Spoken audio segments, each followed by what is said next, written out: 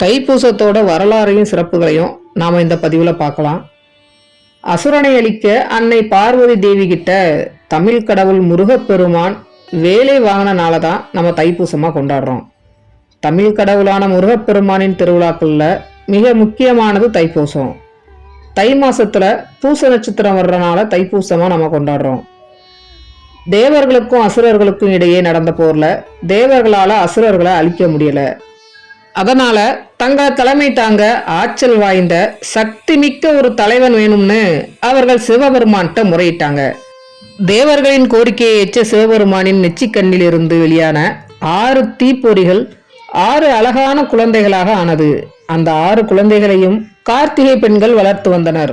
அந்த 6 குழந்தைகளையும் அன்னை பார்வதி தேவி கட்டி அணைக்க அந்த 6 குழந்தைகளும் ஒரு குழந்தையாக மாறி 6 முகம் 12 கரங்களுடன் முருகப்பெருமானாக அவதரித்தார். ஆண்டி கோலத்தில் பழனி மலையில் வீச்சிருக்கும் முருகப்பெருமானுக்கு அன்னை பார்வதி தேவி ஞானவேல் தந்தது தைப்பூச நாளில்தான். அதனாலதான் தைப்பூச திருவிழா பழனி மலையில வெகு சிறப்பாக கொண்டாடப்படுது. அன்னை பார்வதி தேவியால் தரப்பட்ட வேலினை ஆயுதமாக ஏந்தி முருகப்பெருமான் அசுரகுலத்தை அழித்து தேவர்களை காப்பாற்றினார். தேவர்களுக்கு தொல்லை கொடுத்த அரக்கர்களை திருச்செந்தூரில் வதம் செய்தார் முருகப்பெருமான்.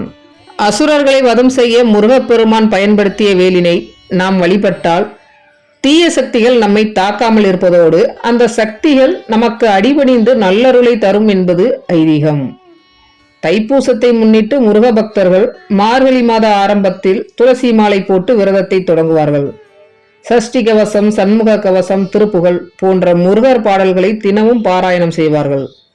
தைப்பூசம் அன்று பழனி முருகர் கோவிலிலோ அல்லது அருகிலுள்ள முருகர் கோவிலுக்கோ சென்று சிறப்பு வழிபாடுகள் செய்து விரதத்தை முடிப்பார்கள்.